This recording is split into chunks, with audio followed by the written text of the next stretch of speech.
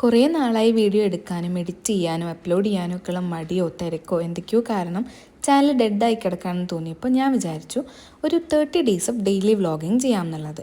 നമ്മൾ വ്യൂസിനെ പറ്റിയിട്ടോ അല്ലെങ്കിൽ റീച്ചിനെ പറ്റിയിട്ടോ ഒന്നും ബോദർ ആവാണ്ട് ജസ്റ്റ് കൺസിസ്റ്റൻ്റ് ആവാൻ വേണ്ടിയിട്ടാണ് ഇപ്പോൾ ഇത് തീരുമാനിച്ചിരിക്കണം.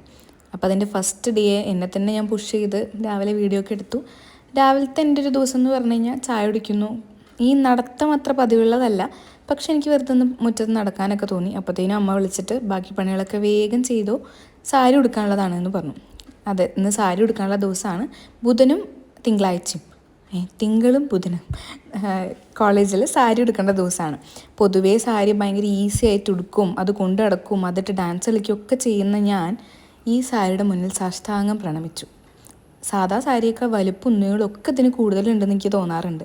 അതുകൊണ്ട് ഒറ്റയ്ക്ക് ഉടുക്കുക എന്നുള്ളൊരു വലിയ പരിപാടി ഞാൻ മാറ്റി വെച്ചിട്ട് അമ്മയെ കൊണ്ട് ഹെൽപ്പ് ചെയ്യാൻ പറഞ്ഞു.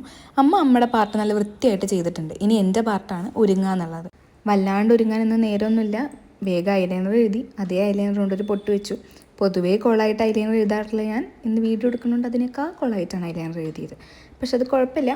പിന്നെ രാവിലെ ഞാൻ കുളിച്ചിട്ട് ഒരുപാട് നേരം ആവാത്തതുകൊണ്ട് എൻ്റെ മുടി ഉണങ്ങിയിട്ടുണ്ടായിരുന്നില്ല. ഉണങ്ങാത്ത മുടി എങ്ങനെ കെട്ടണം എന്നുള്ളതിനെ പറ്റി എനിക്ക് നല്ല ധാരണയുണ്ട്. കാരണം ഞാൻ ഇങ്ങനെ തന്നെയാണ് എപ്പോഴും നനഞ്ഞ മുടി കെട്ടുക. അങ്ങനെ വേഗം അതൊക്കെ തീർത്തു. ഇനി ഒരുപാട് പണികൾ ബാക്കിയുണ്ട്. ഞാൻ ഭക്ഷണം കഴിച്ചിട്ടില്ല.